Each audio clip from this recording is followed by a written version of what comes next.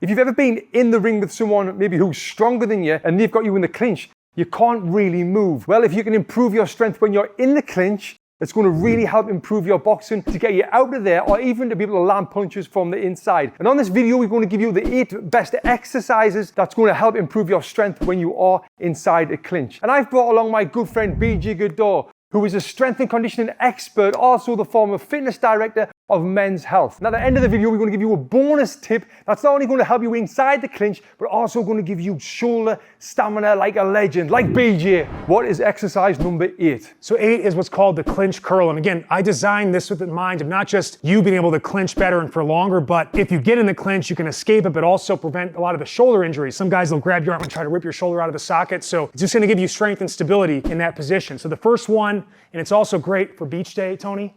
Bring a little, get a little pump going here. And they're called clinch curls, where basically you're pulling the curl into your chest like this. Together, right. So exhale up, inhale down. And again, your elbow flexors, which we're working here, are really active in clinching as you get engaged there.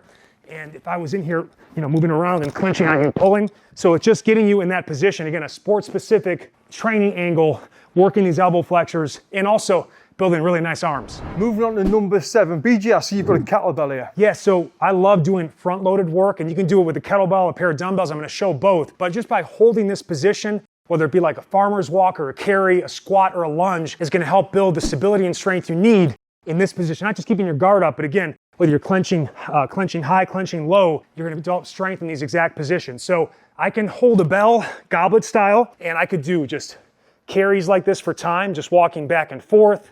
I can mix in some front loader or goblet squats. I can mix in lunges. Again, I'm just putting my upper body under an incredible amount of tension as I'm working different areas or adding movements. And that's going to help you really get in a position where clinching is a piece of cake. Yeah. And with dumbbells, I can hold like this.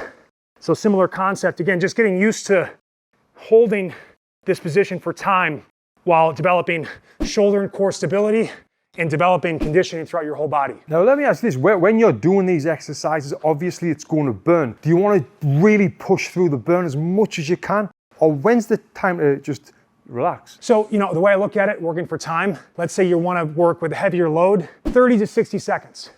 You want to go light load, work up to 2 to 3 minutes. Right. So heavy loads, develop more strength, lighter loads, more endurance, and gives you something to kind of mix between. Obviously, the number one rule is no pain in the joints, and you don't want form or position to suffer. Right, yeah.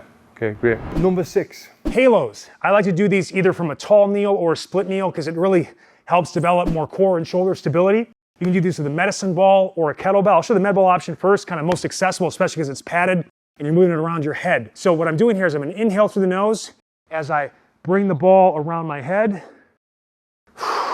Exhale back. And I can work this for time. And while I'm doing it, Tony, I'm focusing on keeping my ribs and shoulders down and my abs crunched. I don't want to ever extend my back. So this is developing shoulder mobility and stability.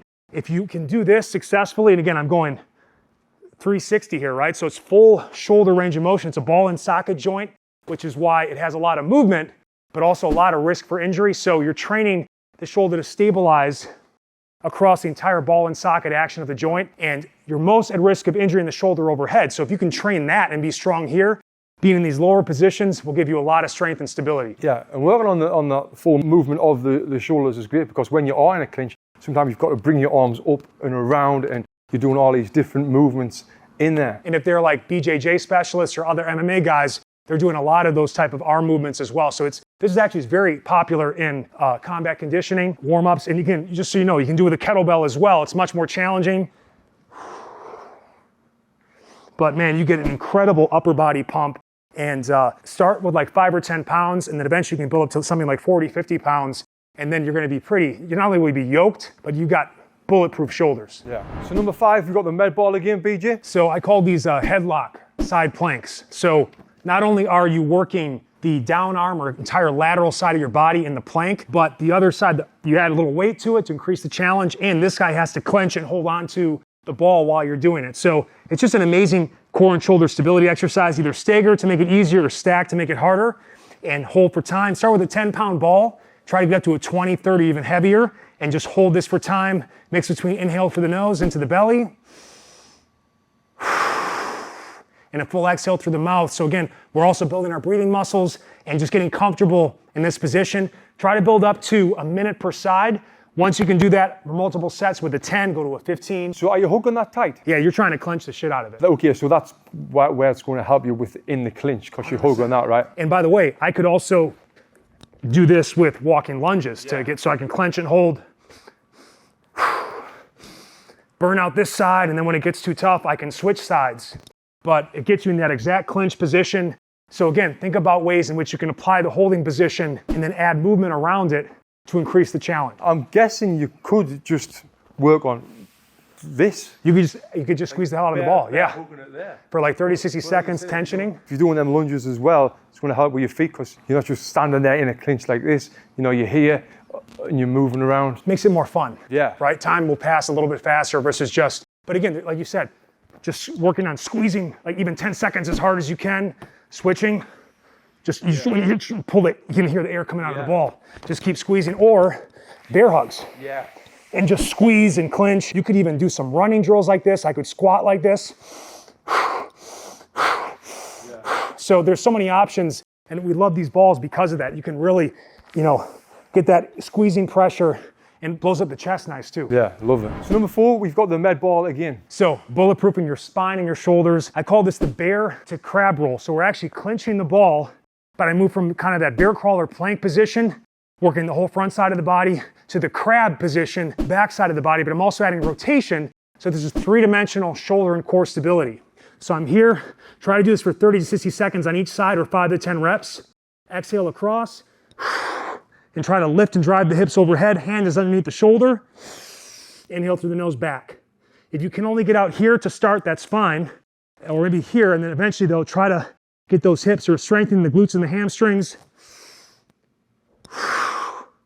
So you're hugging the ball tight, right? Hugging the ball tight and putting that shoulder through a 3-dimensional stabilization demands, again, because a lot of injuries happen in the clinch. Yeah, and the great thing about that as well is you're moving your feet. In the clinch as well, you'll be moving your feet. You don't want to stand in one position. So yeah, I like that one. That one burns. Again, minute per side, back to back. Might change your life. Number 3, we got the dumbbells. 3-minute rounds of what I call the triple crush complex. So we go here, hammer curl, to press, to overhead extension, and I would just repeat that 3 reps in 1 complex for 3 straight minutes. Oh, wow. This will develop an incredible upper body, and again, the stamina gains as well will really carry over to extended clinching. So elbows and shoulders get fortified. You get some core engagement, especially going overhead, and the pump is precious. Yeah. No, that looks great. 3 minutes of that without stopping. Non-stop. Ooh, give that one a try. Number 2, the crush grip push-ups. What we got here is what might be the best chest exercise, period, because we're using a deduction force, which really activates the pecs. And again, this is direct clinch work, just pushing in, using the whole upper body and chest and core engagement. So you take 2 dumbbells and you grab the handles, and while you're doing the push-up, you're actively pushing inwards the whole time. I like to go 2 to 3 seconds up, 2 to 3 seconds down for 1 to 2 minutes on this. Let me kind of show this rep. Inhale down, exhale up, slow and smooth. Now you can modify by coming to the knees and doing this, but don't stop squeezing. In about 30 seconds, man, you start lactating. So you're using your chest muscles when you are pushing someone away to get around the side, so it's great for that. And you can take a bell and put it on the ground like this, and same concept, just kind of squeezing the ball, or the ball part of the bell. In this one, you can see there's instability too, so it's extra hard to stabilize. Again, crush it. It's about as hard as you make it. So if you're just grabbing it, it's still gonna be tough going up and down, but if you're actively pushing in, it's one of those drills that only gets harder as you get better at it. Yeah, I was going to say you need some discipline to do this as well. Whereas like just a bicep curl, you've got the weights, you've got to lift them up. This one, you've got to really do the work yourself by pushing in. 100%. So you need to have that discipline. You're pushing in and you're going up and down. So there's multi-directional focus. But again, when you're in a clinch, things are going in and out. So it gives you so much upper body development, core strength, and again, shoulder stability. Number 1, the band pull aparts. So this one is really just about offsetting all of that clinch work, right? Again, very anterior front side of the body dominant. We take the band, we put it like this, and I like to actually wrap it around the hands to secure it and 50 to 100 reps of these a day. Straight arm, pulling right across the nipple line, can keep the doctor away and improve your posture.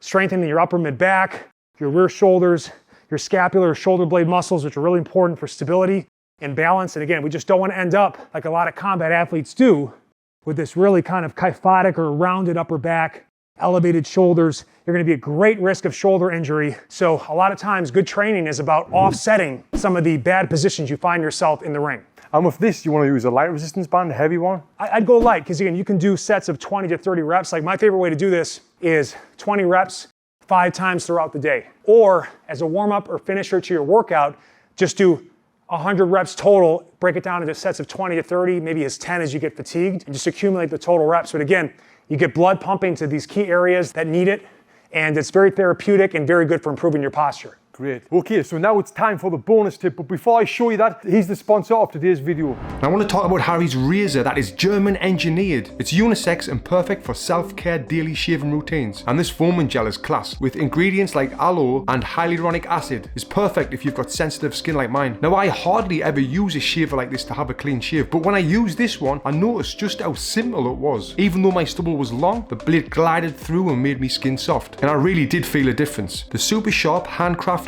blades give a clean and comfortable shave that lasts from shave to shave. The starter set includes 5-blade German engineered razor cartridge, a weighted texture handle, and the shave cream with aloe. And with this, there's no stupid price tags. You just get premium quality at affordable price. And now you can try this for yourself. For just $5, you can redeem your starter set and experience the quality of Harry's. The typical value is $13, and you're going to get this today for just $5. Click the link below. Don't miss out on this great opportunity to get a high-quality German handcrafted razor. Click the link below and thank me later. And just like that, I look 10 years younger, right? Now this bonus tip is not only going to help you inside a clinch, it's going to help you build your shoulder endurance. If you've been in a spar before, even when you're boxing training and your arm's starting to get tired and you're putting your arms down, this will really help with that. If you think it's hard to keep your arms at shoulder level, try keeping them up overhead. Now, you want to be able to do this arms fully extended and biceps alongside the ear and keep my ribs and shoulders down. I'm just going to mix between walking back and forward, and you set the clock and you go for time. You need to rest, you can rest here. All right, but this is our active rest position, so it's still lighting them up. And if you can't find that you can get here without, feeling some pain in the shoulder or extending the back, the best place to start is to go one side at a time, which allows you to kind of get a little more rotation to get in a better position. And what I love to do on this, set the clock for 10 minutes, 1 minute left arm, and then 1 minute right arm. And again, I like to mix between an inhale for 4 steps,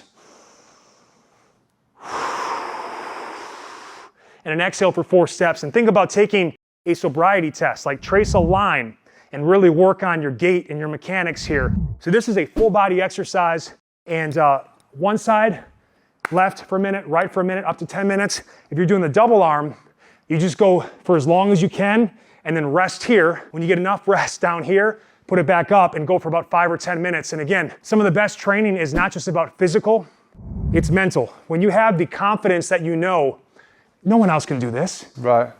Like period, but also for time like that. So again, it just gives you an edge as an athlete that, I can do some great stuff. It gives you some confidence you can bring into life as well. Yeah, that's great. And like you said, it's a lot of mental stuff as well. Now, if you can get through doing that, you can get through being in a clinch with someone. So these are all great exercises for working in the clinch. But if you want some exercises to be able to punch faster, click here and watch this video next where we give you loads of great exercises to improve your hand speed. Click here.